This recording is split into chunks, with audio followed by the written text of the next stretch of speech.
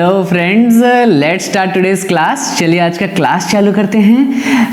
आज के क्लास में हम पढ़ने वाले हैं आर्ट ऑफ मौर्यन पीरियड का पार्ट 3।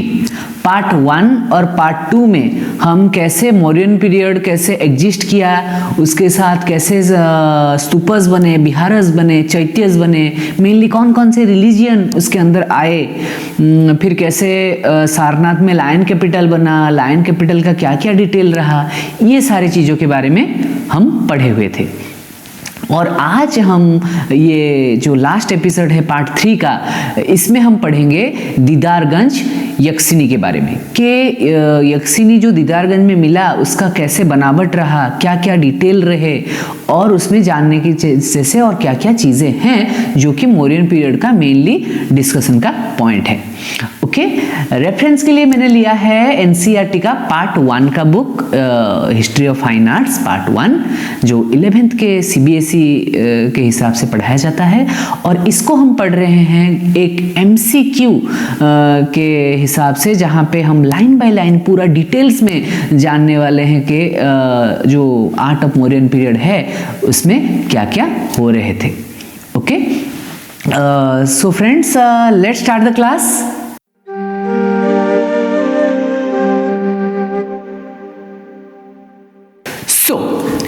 यक्षिनी दीदारगंज, जैसे आप स्क्रीन में देख पा रहे होंगे दीदारगंज है और यक्षिनी लिखा है। दैट मीन्स यक्षिनी जो स्कल्पचर आपको दिख रहा है उसका नाम है यक्षिनी, और जो दीदारगंज जो जगह का नाम है वो है दीदारगंज। यहाँ पे आपको जो फ्रंट फेस और साइड फेस दिख रहा है ये है उसका पूरा जो बॉडी का जो स्ट्रक्चर है, ये पूरा ये है बॉडी का जो फ्रंटल एरिया है और ये है बैक एरिया। और जैसे कि आप देख पा रहे होंगे यहाँ पे कैसे ये ब्रेक हो गया है, यहाँ पे ये कैसे डैमेज्ड हो गया है, यहाँ से कैसे डैमेज्ड हो गया है, ये सारी चीज़ें भी हमें देखना होगा कि जो बनावट है उसमें क्या क्या चेंजेस हैं। ओके ना, जो यक्षिनी दीदारगंज है उसको और थोड़ा डिटेल में हम देख रहे हैं, जहाँ पे आपको ये पूरा डिटेल इमेज यहाँ से दिख रहा है। ये पूरा डिटेल इमेज है, यहाँ पे जो जो उसका डिटेल है, ज्वेलरीज, कैसे वो जूड़ा बांध रही थी, कैसे वो जो चामर है, ये जो हाथ में पकड़ी हुई है वो चामर, इसको कैसे पकड़ी हुई है, ये सारा चीज़ें हम जानने वाले हैं। So the life size standing image of यक्षिनी holding ए चौरी, है ना, चामर जिसको बोल रहे हैं, चौरी बोल रहे हैं, जो फ्लाई हुई, जो भगवान के पास ऐसे नहीं करते, चौरी, जो इसको चौरी विथ यक्षिनी दीदारगंज भी बोला जाता है, या फिर चौरी फ्रॉम दीदारगंज भी बोला जाता है। तो यक्षिनी जो कि चौरी पकड़ी हुई है from Didarganj near modern Patna. कहाँ पे दीदारगंज कहाँ पे है कि पाटना के पास जो दीदारगंज है is another good example of sculptural tradition of the Mauryan period. Mauryan period का और एक अच्छा स्कल्पचरल ट्रेडिशन के हिसाब से इसको माना गया। Okay, kept in Patna Museum, it is tall, well proportioned, freestanding sculpture in a round made sandstone with a polished surface. Round made sandstone से बना polished surface है उसका, freestanding sculpture है जिसको आप चारों तरफ से देख पाएंगे, और उसका जो proportion है वो बहुत clear proportion में बना हुआ है। The chauri is held in the right hand whereas the left hand is broken. Okay, Chauri right hand में है, कौन से हैंड में है चौरी? राइट हैंड में, और लेफ्ट हैंड टूट चुका है, ब्रोकन हो चुका है। Okay, the image shows sophistication in the treatment of form and medium. The sculptor's sensitivity towards the round muscular body is clearly visible.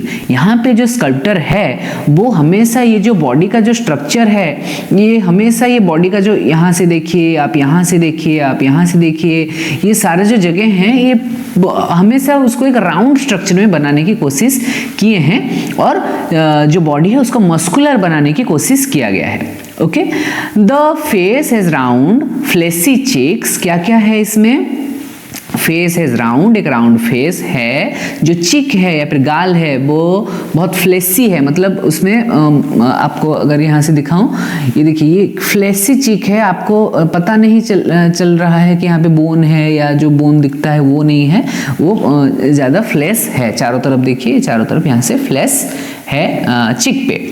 while neck is relatively small in proportion, जो neck है ये बहुत small है proportion के हिसाब से, okay?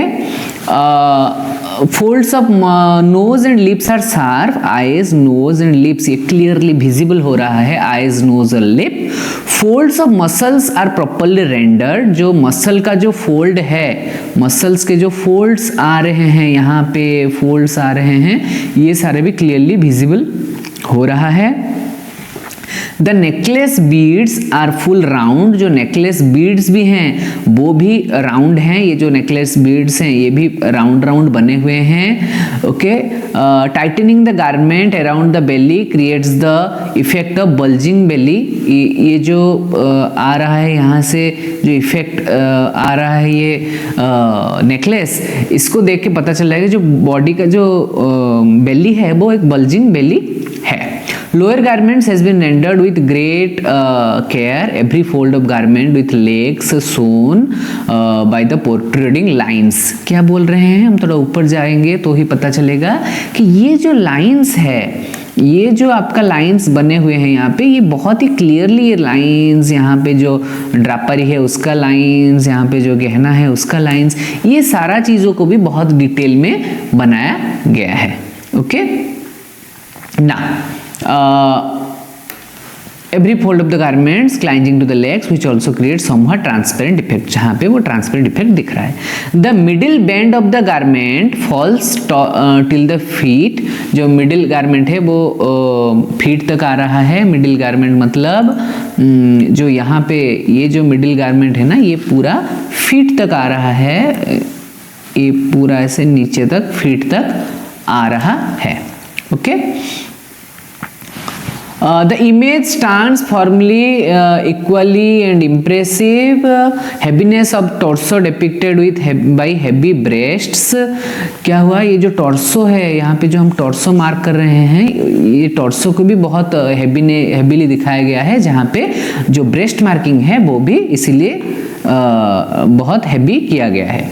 The back is equally impressive. जो back है वो बैक भी, हम अगर ऊपर वाले इमेज को जाएंगे, जैसे जो फ्रंटल इमेज है, जैसे फ्रंटल इमेज का हम बहुत सारे डिटेल्स यहाँ पे देख लिए, वैसे ही ये बैक भी जो है उसको भी बहुत ध्यान से बनाया गया है. यहाँ पे वो जूड़ा है वो बनाए गए हैं, जो हुइस के उसका लाइंस बनाए गए हैं, यहाँ पे जो ड्रापरी है ये भी बहुत सुंदर से बनाया गया है. ओके. Now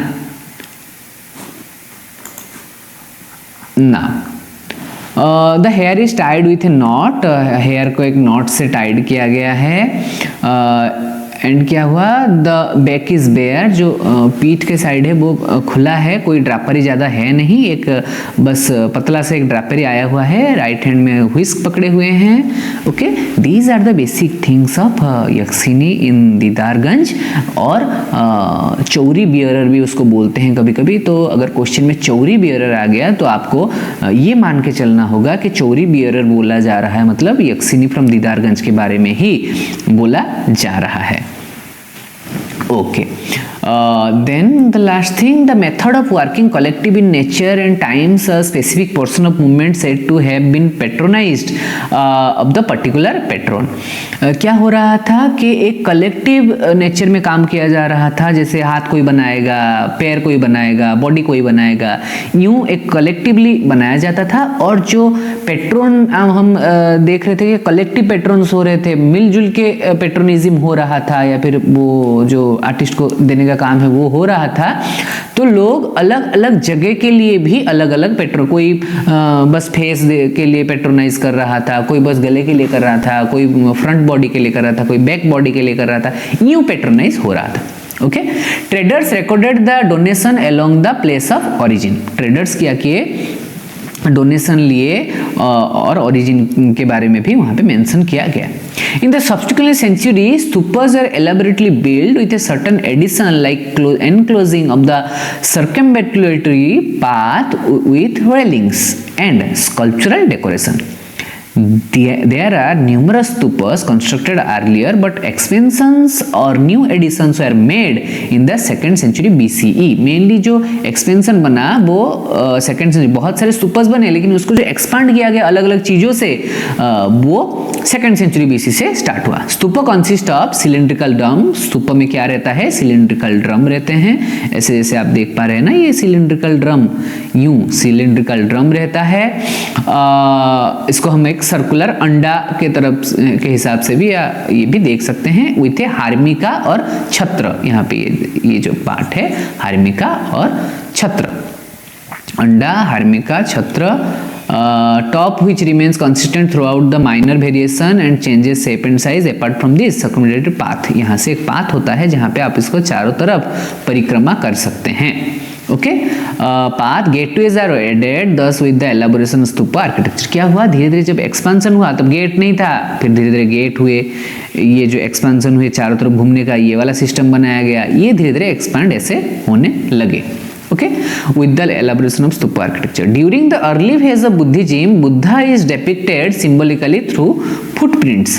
बुद्धा का जो फुटप्रिंट है उसके हिसाब से डिपिक्ट किया जाता था. स्तूपस, लोटस थ्रोन, चक्रा, ये सारी चीजों से सिंबलाइज किया जाता था किसको? बुद्धा को.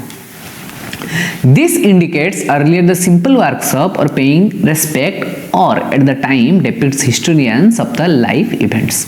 Gradually narrative became the part of Buddhist tradition and thus events of life of Buddha are called Jataka stories. पहले तो स्तूप, चैत्य विहार ये कुछ यूज के लिए बने. धीरे धीरे वहाँ पे बुद्धिज्म का जो लाइफ हिस्ट्री आया उसको भी बनाया गया और उसको हम क्या बोले? जातक स्टोरीज बोलने लगे. were depicted in the railings and torrents of the stupa. स्तूप का जो रेलिंग्स रहे, तोरण्स रहे, उसमें ये बनाया गया. Mainly synoptic narrative, continuous narrative and the episodic narrative are used in the pictorial tradition, while events from the life of Buddha became an important theme in all Buddhist monuments. जितने भी Buddhist monuments रहे सब में Buddhism का जो जातक tales रहा उसके बारे में अच्छे से डिस्कस किया गया. Okay, Buddha's life, which is frequently depicted, were related to the events of birth. क्या क्या रहा? mainly birth, renunciation, enlightenment, धर्म चक्र प्रवर्तन, महापरिनिर्वाण. ओके, ये सारी चीजें मेनली रहे बुद्धिज्म के ऊपर.